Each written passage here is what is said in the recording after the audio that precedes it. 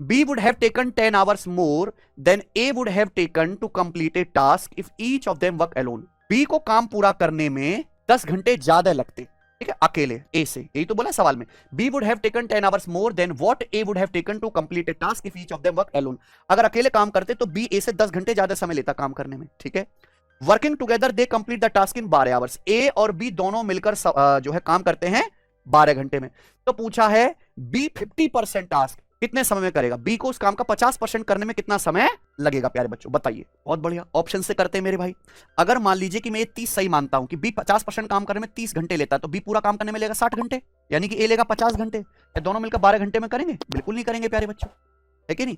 ये वाला ऑप्शन लेते हैं. अगर मान लीजिए B 50% काम करने में 15 घंटे लेता है, तो B पूरा काम करने में लेगा 30 घंटे, तो A लेगा 20, क्योंकि B जो है 10 घंटे ज्यादा लेता है. दोनों मिलकर लेंगे 12 घंटे, सेटिस्फाई होगा. यही क्या है, A 20 घंटे में करता है, B 30 घंटे में करता है. दोनों मिलकर करेंगे 20 गुणा 30 बटे 20 प्लस 30, 600 बटे 50, 12 घंटे आ रहा है कि नहीं, सेटिस्फाई कर रहा है. तो हमेशा इस तरह का सवाल है जहां टाइम नहीं दिया, टाइम का डिफरेंस दिया. कैसे करिएगा, ऑप्शन से पकड़ो सवाल को हमेशा. दो कंसेंट्रिक सर्कल हैं, रेडियस 13 5 है. AB is the diameter of bigger circle. अच्छा, चित्र बना लेते हैं भाई इस तरीके से. ये जो हैं दो कंसेंट्रिक सर्कल है. कंसेंट्रिक सर्कल समझते हैं, ऐसे दो सर्कल जिनका सेंटर एक ही जगह होता है. इनकी रेडियस 13 5 है. सवाल के अनुसार ए बी बड़े सर्कल का डायमीटर है, तो ये ए बी डायमीटर हो गया बड़े सर्कल का, ठीक है भाई. ए बी मान लीजिए दोनों सर्कल का सेंटर ओ है. अच्छा, बी डी छोटे सर्कल पर पॉइंट डी पर एक टेंजेंट है, ए डी की लंबाई बताइए. तो ये बी डी जो है छोटे सर्कल की एक टेंजेंट है जी, यहां पॉइंट डी पर बी डी.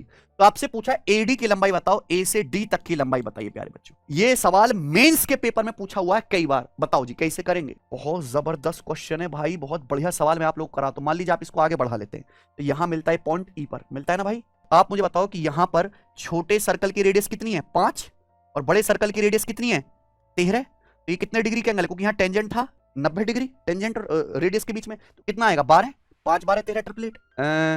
ये मिलाइए प्यारे बच्चों, सेमी सर्कल में बनाएंगे, ये भी कितना है 90 डिग्री. तो 90 डिग्री के अंदर 90 डिग्री क्या है, सिमिलर, सिमिलर है ना.